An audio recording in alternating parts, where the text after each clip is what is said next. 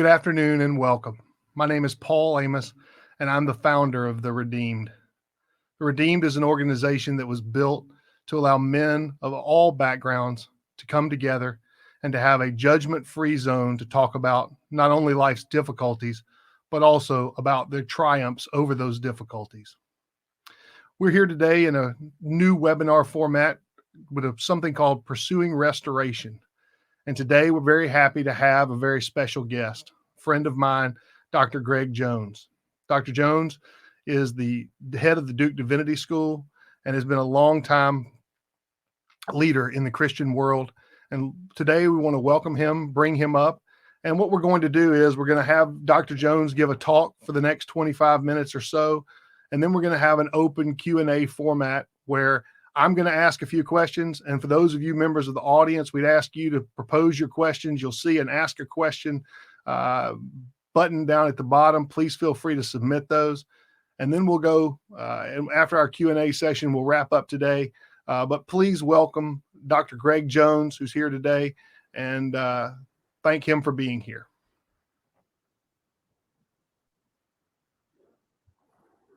Thanks, Paul. It's great to be with you and glad to be here. And I really admire the work you're doing with the Redeemed.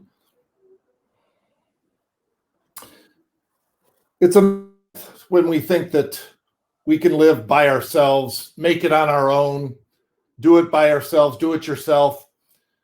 The reality is that we're created for relationship.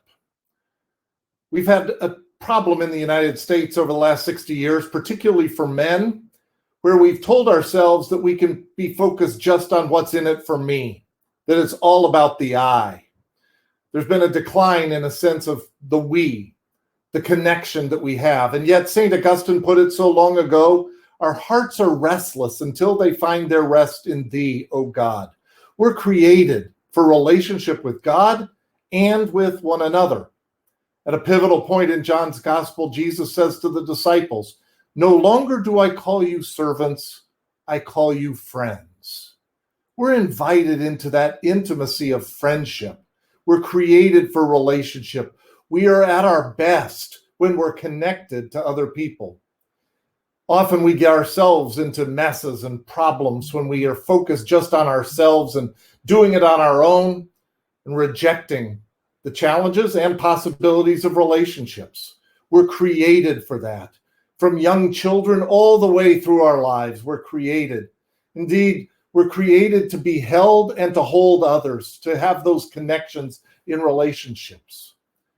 The problem is that when we reject those relationships with God and others, we find ourselves in difficult troubles. And we find ourselves then afflicted with shame and guilt, which causes us to hide from ourselves and from others. And yet that sense of being called into relationship often leaves us in a game of hide and seek, where we're hiding from others, where we're running away. And yet, like a game of hide and seek, we put our foot out because we really do want to be found. We really do want to be redeemed. We really do want to find a future that's not bound by the brokenness of the past. One of the things I've discovered is that message from Jesus about friendship is really important. We're created for friendship with God and for friendship with others. And often it's in relationships with other men that we can find ways to break free of the shame and guilt of our past and find new life for the future. It's what I call holy friends. What I want to do is unpack for you the three key phrases of what constitutes a holy friendship, and then conclude by giving some suggestions about how you could undertake those relationships and perhaps find new life for the future. There are three key phrases that holy friends do for us. The first is they challenge the sins that we've come to love. It's one thing to have somebody around who challenges sins we already hate. It's kind of like piling on in football.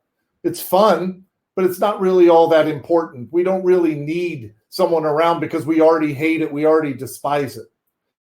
The sins we love that become particularly challenging because they become part of our addiction in one way or another. And we often tend to re-describe them, to rationalize to ourselves, to make them sound prettier. I'm not a workaholic. I just do the Lord's work. I don't have an anger problem. I'm just passionate. I don't have a problem with pornography or sex. I just need a good release. We tell ourselves stories. We rationalize to ourselves. We end up self-deceived. And the trouble is, those sins we come to love that we deceive ourselves about, often they become addictions. They become problems that grab hold of us and become part of those principalities and powers that exceed our ability to manage, even when we think we can. And because we're telling ourselves stories, we remain in their grips. St. Augustine actually refers to those habits of sin as being like chains that drag us down. And no matter how often we try to break free of them, we find it difficult to do on our own. We need that transcendent redemption that comes from Christ. And we need other people around us who know us well enough that they know how to challenge those sins. They can say to us, come on, you know better. You're not just trying to get a release, you're addicted. You know, it's not just a matter of you doing the Lord's work. You really are a workaholic, and it's affecting your family and it's affecting your relationships. You spend way too much time on your iPhone. They know us well enough to know the games we play, the rationalizations we develop, and so they can challenge us on those and help us find new possibilities. They have to know us well enough to be able to do that. They challenge the sins that we've come to love. But if that's all they did, we might need them around, but we wouldn't want them around. The second thing that holy friends do is they affirm gifts we're afraid to claim. Often when we find ourselves broken, when we find ourselves with shame and guilt, when we're hiding from ourselves and from others and even from God, we often get into a place where we throw a pity party for ourselves. We start thinking that all we are is our brokenness. And we get discouraged and we find ourselves in cycles of downward movement and despair. It can even lead us to wonder if there's any possibility of hope for the future. What holy friends can do is also affirm gifts we're afraid to claim. If they affirm a gift we already know we have, it's not much of a big deal. If they say you're a really good cook and you know you are, it's nice to hear, but that's old news. The real contribution comes when a friend affirms a gift that you're afraid to claim. They say, you know, you have a real talent for working with other people who've gone through what you've gone through. Maybe you should mentor some teenagers. You have a gift for relating to children. Maybe you should volunteer at a boys' club. You have a gift for entrepreneurial thinking. Maybe you should see a new opportunity and venture into that. Usually, even when it's a gift we're afraid to claim, and it's a gift and it's an affirmation, often we're hesitant.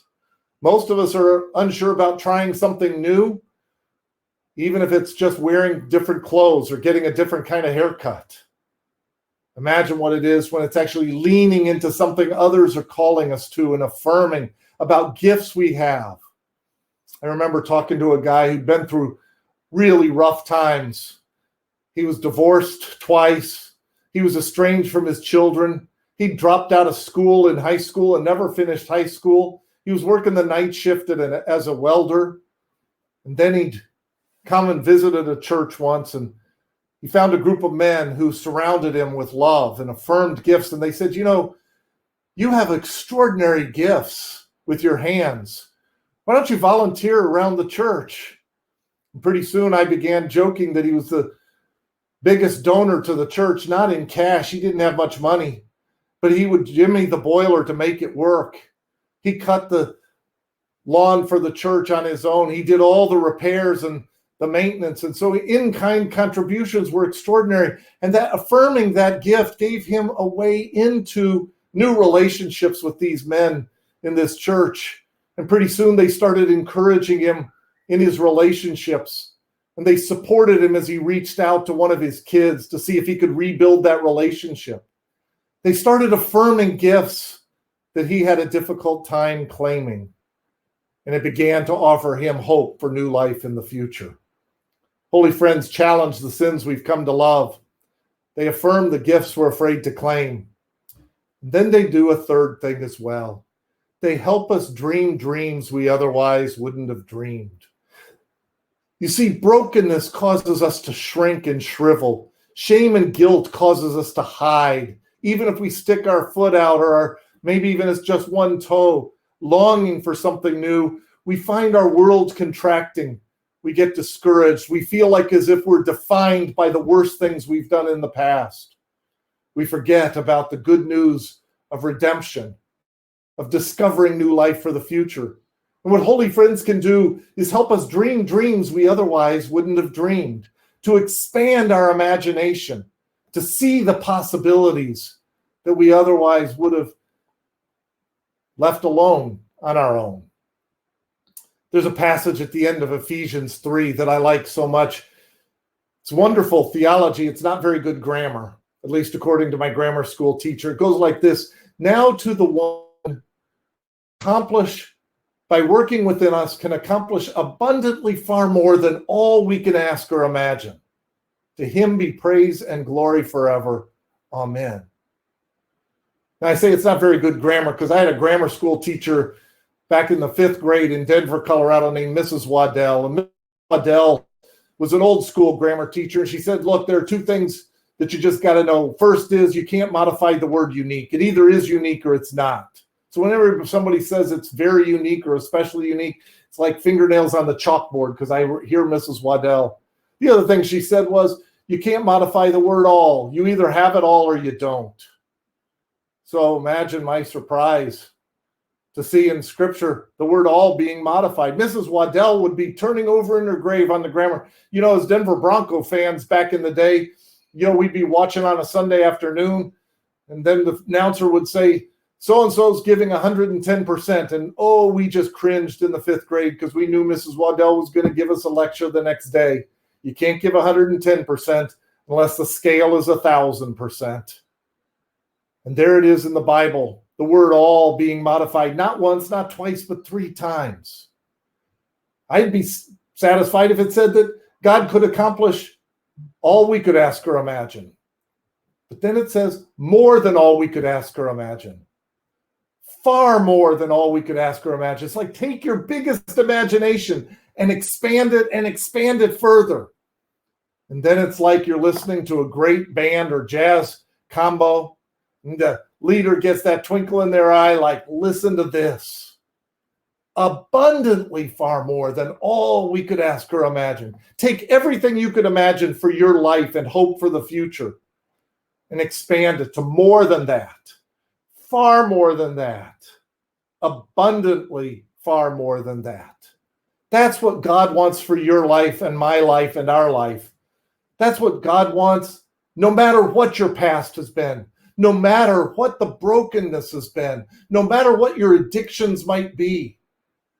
God wants you to break free of them and to dream dreams of abundantly far more than all you could possibly imagine, to discover that new life and hope for the future.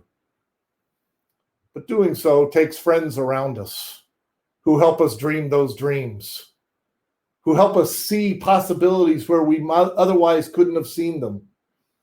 There's a story from South Africa back in the days of the divisions of apartheid and the struggles, and there was a young black teenager who struggled with a sense of brokenness because as a black teenager, he'd been told he was nobody. He had to carry around a card that identified him, and he wasn't able to travel lots of places, and so he thought he didn't have much worth. He was a part of a small group of Christian holy friends, and they started saying, you are somebody. You've got to give up that sin of thinking you're nobody. You are somebody. They helped him affirm a gift. They said, you know, you have charisma, you have leadership skills, and you ought to lean into those leadership skills. People want to follow you. And then they said, what's your biggest dream? He said, I don't dream because there's just too much brokenness and my life is a mess and it's chaotic and I probably drink too much and everything else that was weighing him down. He said, I just don't. I said, what would you dream? And he said, well, actually, I dreamed that we might have a free and equal South Africa in the future. This was in 1975.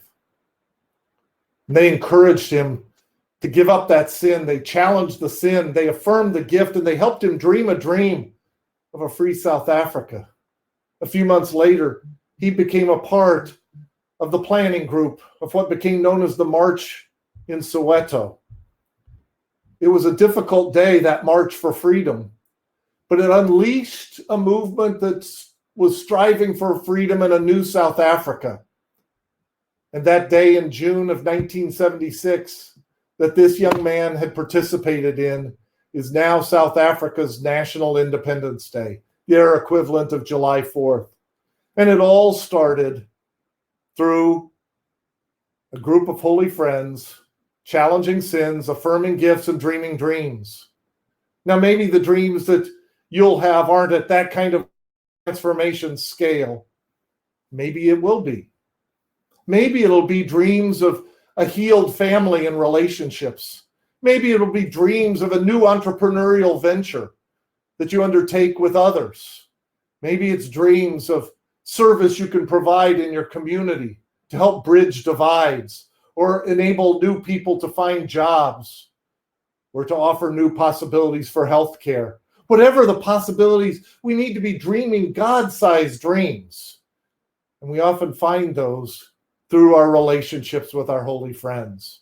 The kinds of people who will challenge us, affirm us, and encourage us to dream dreams. Holy friends do that in lots of different ways. I know a group of them in Texas where what binds them together is that they were all successful businessmen whose lives had been derailed in one way or another by alcohol or drug problems. And they came together to support one another, to challenge one another, to encourage one another, to affirm one another. And they got their lives back together.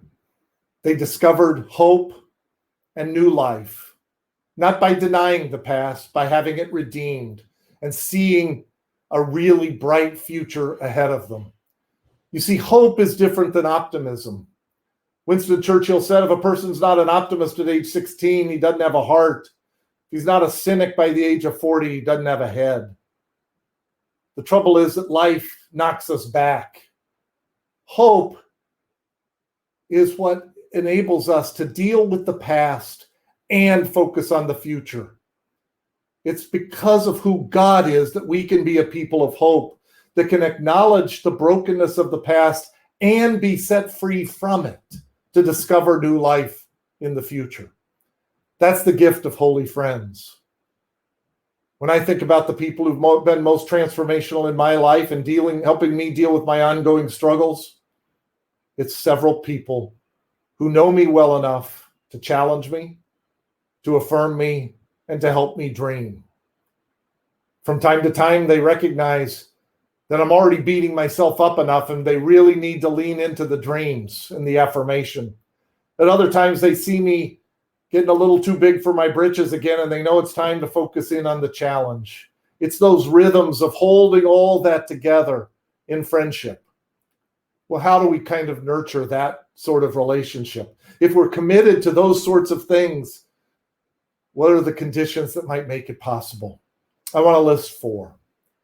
The first is to develop a way of doing it with regularity. You need to see each other, whether in person or on Zoom, whatever the conditions are.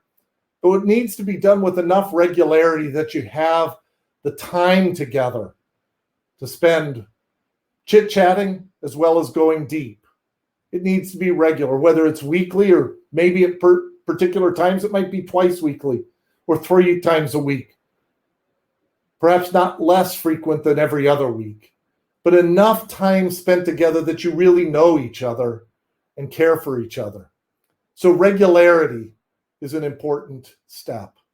The second thing I would say is to pay attention to the environment.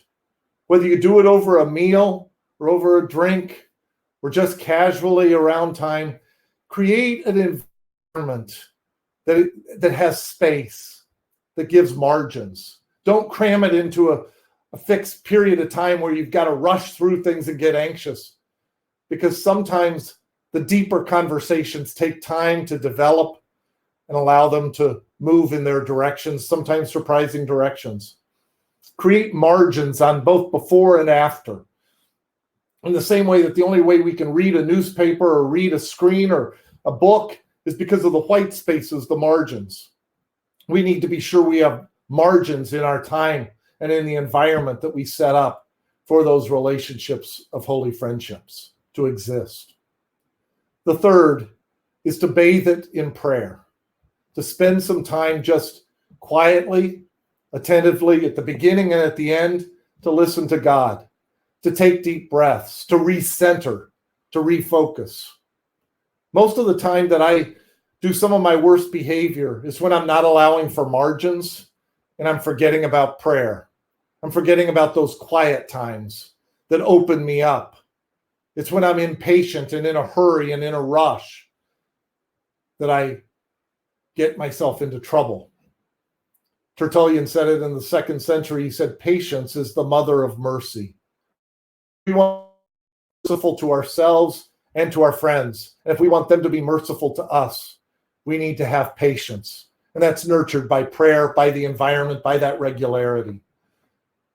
So those are 3 of the key things. And then the 4th one is to let the trust develop. When you first start meeting as holy friends, you're probably not going to acknowledge your greatest struggle.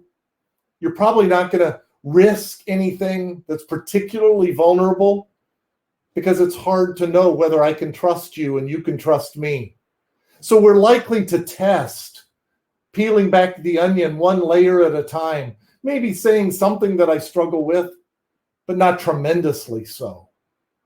It's something that opens me up, but also tests, can I really find a judgment-free zone with you? And can you find a judgment-free zone with me? Maybe I'll start by talking about just the fact that I let loose my temper occasionally. And then I slowly will say, oh, it's actually gotten to be a deeper problem. Or maybe I begin by just saying, every now and again, I have an extra drink that I probably shouldn't have. Before someday, maybe when I learn I can trust you, acknowledging that I actually can't break myself away from it. Whatever the circumstances, whatever the conditions, trust is a key element. It's way harder to rebuild trust after it's broken than to preserve it and develop it across time. And so we need to give ourselves the space and the timefulness to allow that trust to develop. And it's extraordinarily important that it be a confidential space where if I share something with you and you share something with me, it stays among us.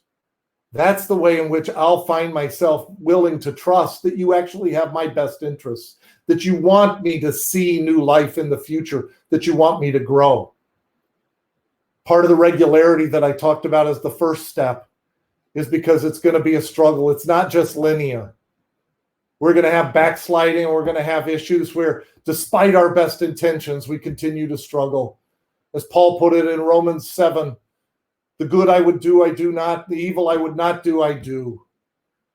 Particularly when we're trying to challenge our own self-deception, whether it's about our brokenness or our self-deception that we don't really have any gifts to offer or dreams to dream. We're going to need people with some regularity to hold us, to embrace us, and to help us keep going. It's in those relationships that we'll find the twists and turns and the possibilities. Growth happens day by day through new habits, through new friendships, through relationships of trust. And that's what holy friends do for us. One of the questions that I now think about a lot is not just who are my holy friends who help shape my life, but who can I be a holy friend to? And how can I reach out to support and encourage and challenge and enable those dreams to happen? It's not just what I need, it's what I can offer to a friend. And to be intentional about that regularity, about that environment, about prayer, and about trust. Holy friends, challenge the sins we've come to love, affirm the gifts we're afraid to claim, and help us dream dreams we otherwise wouldn't have dreamed.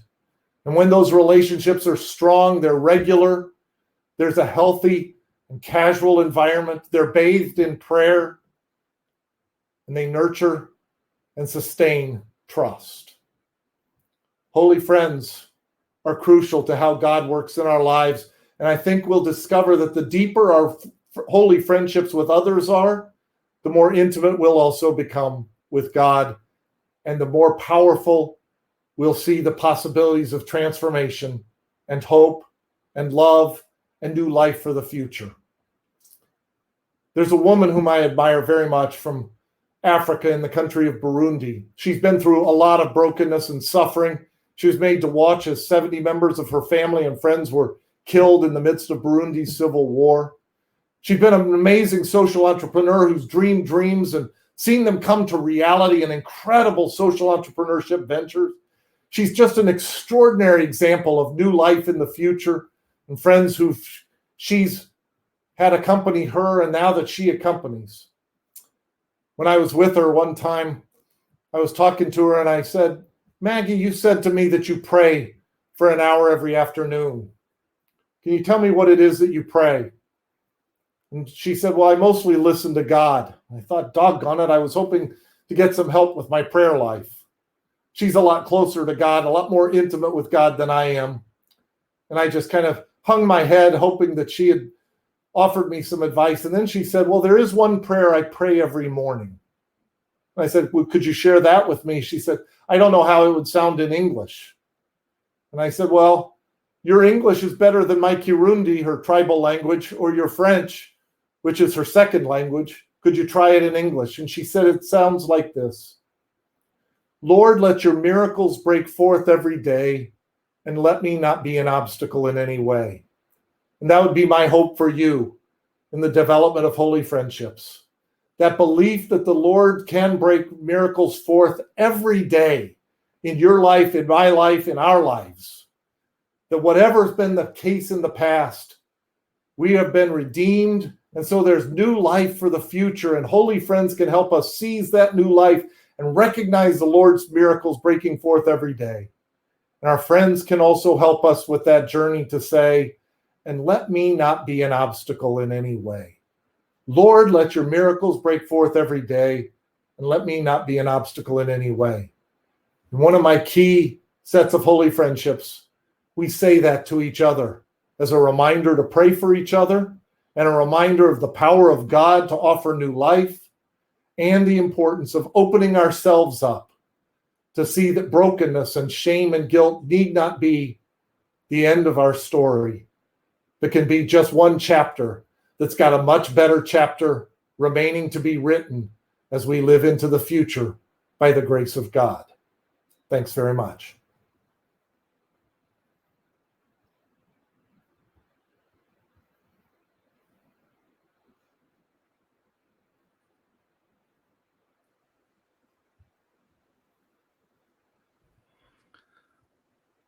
Greg, thank you very much. I appreciate your wonderful talk. Thanks. Just to start, for so many people listening to this, they may have a wonderful set of friends that they're trying to evaluate who does and who does not fit into the holy friends category. And once you've evaluated whether you have those friends or not, where does the search begin to find those friends that round out the holy friends? Can you talk to us a little bit about the place where it all begins and where the foundation of setting forth a set of holy friends begins? Yeah, I think it's a great question and an important one. I think the first thing to look at your own relationships is to say, who can I trust? Who are people that I can actually be honest with? I've got a number of friends that are, pretty casual, and we do a lot of BSing together, but I'm not sure if I actually shared the biggest struggles I have or the things I'm most ashamed of, whether I could trust that they'd have my best interests at heart. And so trying to gauge, and that's what I meant by the first step is going to be just testing something at a smaller level.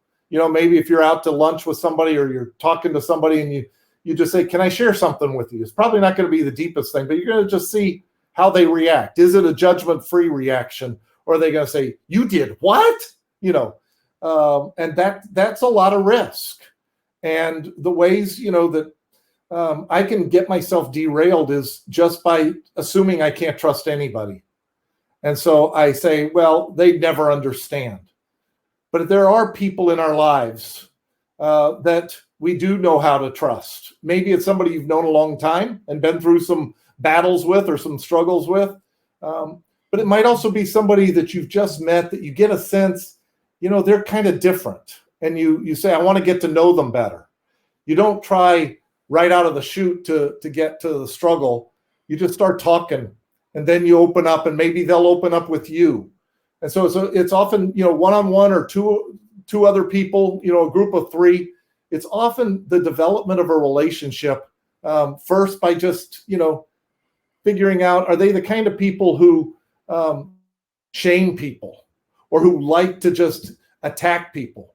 You could just talk about a subject matter that's in the news and just see, are they willing to listen? You want somebody as a friend, as a holy friend, who's capable of listening and not just hearing what I say, but sometimes hearing what's right beneath the surface. What I say sometimes is the tune underneath the words of a song. Because, it's often when I say, I'm struggling with something, but it's actually not the real struggle. There's something else deeper. And if you're a good listener, you might tell from my body, movements or other things, there's something deeper that's worth asking questions about. Greg, the willingness to ask tough questions, when I think to the first thing holy friends do, challenge the sins that we love, for myself, dealing with, and when I was dealing with addiction and dealing with some of the hardest things in my life, I can say that I didn't want friends who were going to challenge me. How do you encourage people to, as you said, the sins that we hate, it's one thing, but the sins that we love, it's a totally different circumstance. How do you encourage people to bring folks into their life that are going to challenge them to the one thing that they're holding on to deeper than anything else? Yeah, it's a real significant challenge. And, part of what I was talking about rationalization and self-deception is you got defenses that you've created. So that if somebody says something, you say, no, that's not right. And you get really defensive very quickly. And then people kind of push back and say, I'm not so sure I can risk this again. So part of it is, and that's why I meant sometimes it's, if you're really in the grips of it, you need some affirmation first to help build the trust. And then you might have to come at it slant. You're not just going to say, do you realize that you're an addict? You're not going to lead right out of the chute with that. You might ask questions. The form of challenge could be asking questions about, have you noticed how your moods are changing? Or, there are indirect ways in that are there. And I think that even the ways in which you can just say, are you happy? That often the time when it gets darkest in the grips of addiction is when we realize that we're not happy. And when we get an opening and we say, I think there's something beyond you. Don't blame you, right? Because if I blame you, then you're going to get defensive and going to get angry and find a rationalization. But if I say, I got a sense that you're in the grip of something bigger than you, that can free you to say, yeah, I need help, right?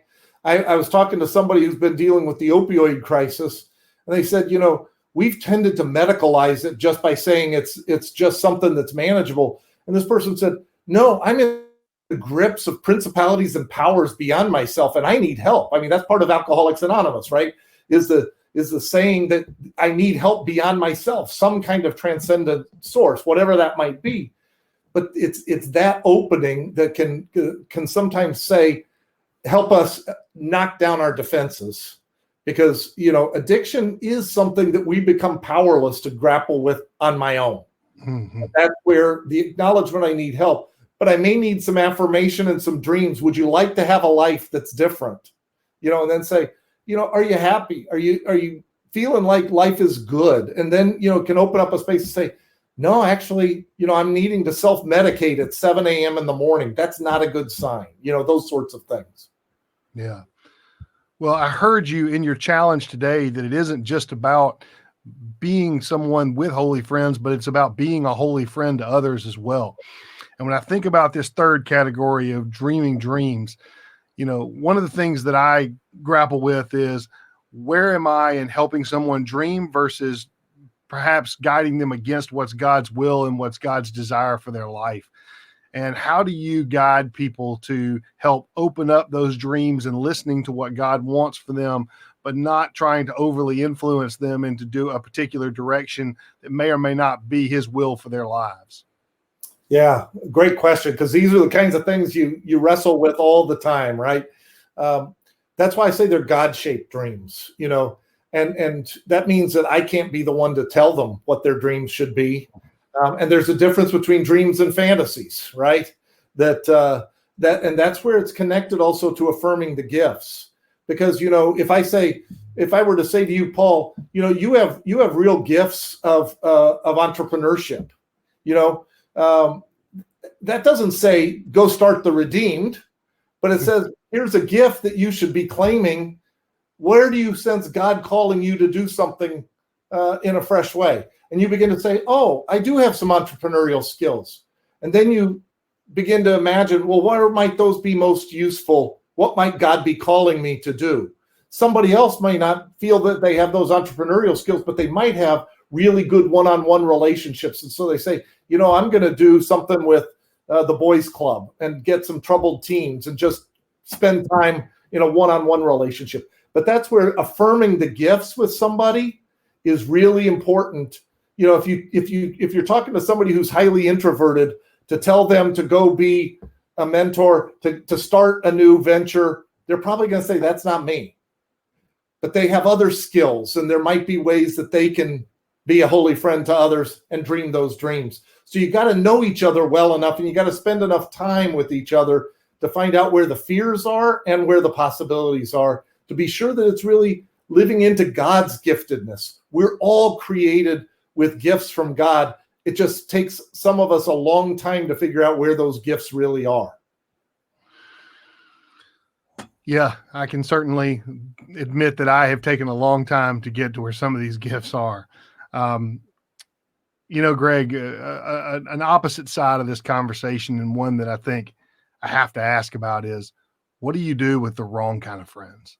We're talking here about bringing in the right kind of friends and doing the right type of things. And you've mentioned that you had friends that you don't necessarily go into the same level of depth with as others. But when you've got those people in your life that are really on the wrong side of this, is this, while you're examining your friendships, is this the perfect time to be exiting those out the door that don't belong? Yeah, I think that particularly if they have undue influence over you, there's a risk as you're trying to break bad habits and bad addictions. I was talking to a friend who is a pastor who just did a funeral for a really talented young man who had just come out of rehab. And when he got back home, he said, well, just one night with my old friends will be fine. And he overdosed and died. And, he was too susceptible to them, even right coming out of rehab. And so we've got to be mindful of who's going to make me more vulnerable to bad behavior. Now, the stronger we get, the more we can perhaps reach out to people, because nobody is unredeemable, right? We just need to be careful in knowing who's going to have too much influence over us in a bad way. And as we get stronger and perhaps on a healthier path, then there might be times when we can circle back and say, hey, I'm a little farther now on this journey, and I'd like you to join me on the journey.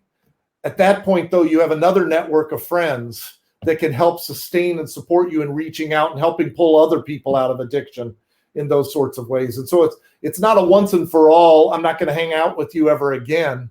But for this season, I need to be with people who are going to help me on the right path. And then I'll come back and try to see if I can help you on that same path. Well, this world has certainly been thrown upside down by COVID-19. And as we were talking before we got started here today, I know it's certainly changed your world as both a professor and as a leader. But I'm curious, when it comes to this idea of having holy friends, how are you working around, and how do you advise people to work around in this, very strained environment to continue to have this level of depth and trust that we're trying to build, but to do so in a much more sterile environment as a result of COVID-19? Yep, it's been hard, and Zoom is a great thing to help in the intervening time. And so, what I do is I get on Zoom with two other people, and we spend time together in that holy friendship kind of conversation. I will say it's not the same. I think that we're embodied beings, and we long for those face-to-face relationships. I still have one friend that I do get together with in person in a socially distanced way. But the other opportunity is that you might have some people that you really trust who aren't geographically proximate to. And now we're learning that we can do things through video conferencing that we didn't think of before. And so I've spent a good bit of time with one of my lifelong friends who lives half a country away. And, we used to have phone calls. But there's something even better about Zoom, because he can look me in the eye and I can look him in the eye, and we can see our body movements. And, he can tell when I'm starting to get uncomfortable if he asks me a question. And that's been a gift. And so, the fact that technology offers an opportunity to connect apart from geographical proximity just enhances the possibility for us developing stronger relationships. But I would say, the ideal is to be able to meet face-to-face once or twice a week in an environment where you can, shoot the breeze and talk like we were talking earlier about football games and other things, and just have some casual conversation, and then have it also turn to, how you doing today? In a really serious way that somebody can say, hey, I'm doing great. And you lead into affirmation. Or you can say, I thought I was farther along on breaking this addiction than I really am. And that's the kind of relationship that we want to cultivate. And there's something about face-to-face that I just am going to continue to believe we really long for. Well, Greg, thank you so much for your time today. Thank you for your powerful message. And thank you for encouraging all of us to have holy friends. To all of our members of our audience here today, I want to thank you for taking the time out of your busy schedules to be here to listen with us. For those of you who will be listening after the fact, we thank you for coming on the website or coming on to Crowdcast and having a chance to listen to Dr. Jones's talk. I want to encourage everyone to continue to know that this will be cataloged on our website. Please feel free to share it with family and friends as we come through today. And finally, want to let you know that we'll be out with our schedule in the coming weeks about who we'll be interviewing and what we'll be doing for our Pursuing Restoration in 2021. Thank you so much. I hope everyone has a wonderful day. Please feel free to follow us on all of our social media platforms, and we look forward to speaking with you soon. Thank you again, Greg. Thank you.